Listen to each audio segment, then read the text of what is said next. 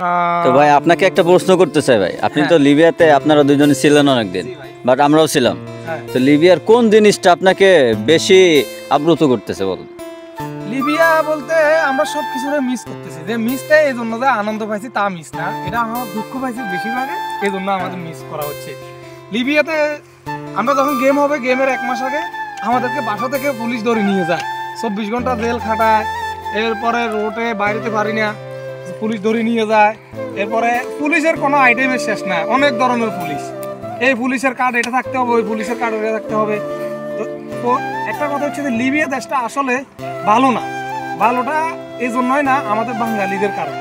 আমাদের বাঙালিরা মাফিয়া তৈরি করে দিয়েছে, লিবিরা খুব ভালো ছিল, এরা এখন লিবিদেরকে বলে দিয়েছে যে না আমাদের বাংলাদেশের মানুষের কাছে নাকি অনেক টাকা পয়সা আছে, সেজন্য এখন বাঙালিরা তাদের হাত থেকে রেহাই পাইতেছে না, তারাও বুঝে গেছে দেন আমরা অনেক টাকার অধিকারী, সেজন্য ওরা এখন নিজেরা মাফিয়া হয়েছে, বাঙালি মাফিয়া আছে। এখন এই মাফিয়াগুলোর কারণে অনেক মানুষ, অনেক ফ্যামিলির ছেলেবেলে ক্ষয়ক্ষতির দিকে আছে, মেরে ফেলতেছে, টাকা আত্মসাৎ করতেছে, মুক্তি পৌঁছাইতেছে। আল্লাহ আমাদেরকে, আমরা 5 বাঙালি ছিলাম, আল্লাহ আমাদেরকে এইসব বিপদ থেকে মুক্ত করছে। পরিশেষে বলা যায় লিবিয়া কিন্তু ভালো না, লিবিয়া খুব একটা ডেঞ্জারাস জায়গা, একবারে মজলুম ওই শালারা, মানে কি বলবো বলার ভাষা নাই, মানে মানুষকে খুব মারধর করে। আর গেমের কথা বলবে আপনারা, এই গেম দিবে এরকম একটা বড় বোর্ডে দিবে, বড় বোর্ড বলে ছোট একটা হাওয়ার বোর্ডে উঠে দিবে। আসলে যে আসছে সে বুঝতে পারছে, আমি নিজে কোনোদিন কল্পনা করি নাই যে লিবিয়া আসে গেম দিবে, কিন্তু সে বাবা আমারও হয়েছে, ইনশাল্লাহ আল্লাহ নিয়ে আসছে, খুব ভালো আছি।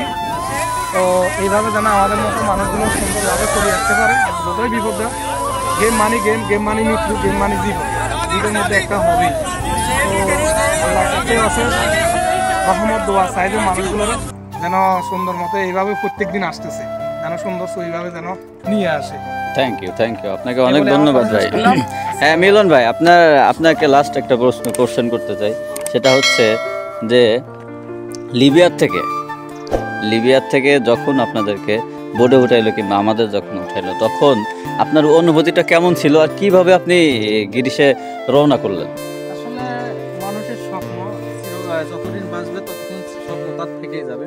তো আমরাও চিন্তা ভাবনা ছিল বাংলাদেশটা একটা স্বপ্ন নিয়ে আসলাম যে ইউরোপ কান্ট্রি দেখো।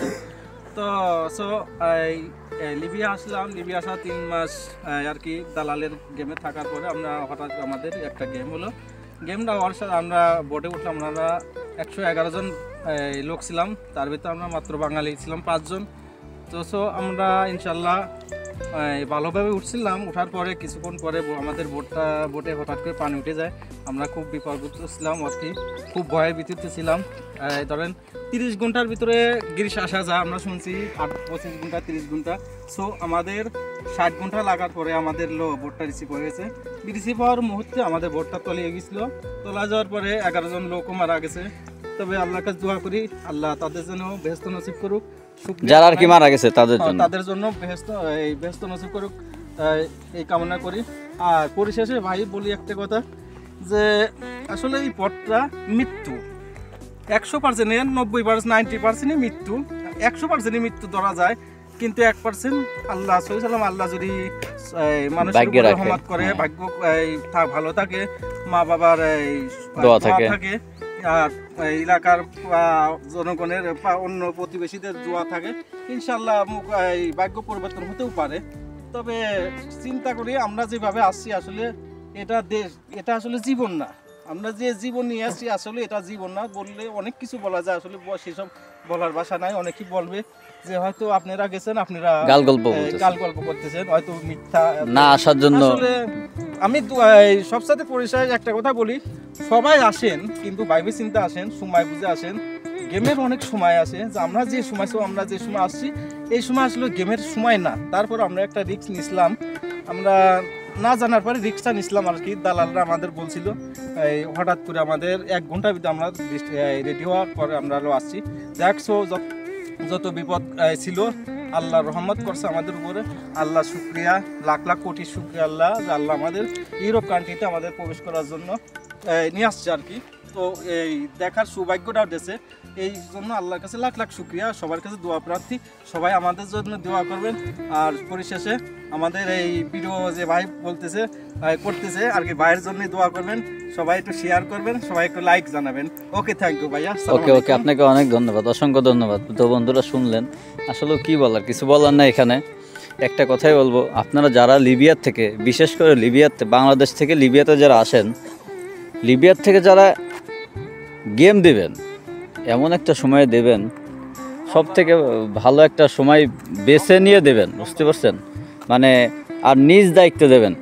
এটা দালালরা বিভিন্ন কথা বলবে, কিন্তু ওই দালালদের কথা আপনারা কখনো বিশ্বাস করবেন না, কারণ ওদের কথা বিশ্বাস করতে নেই।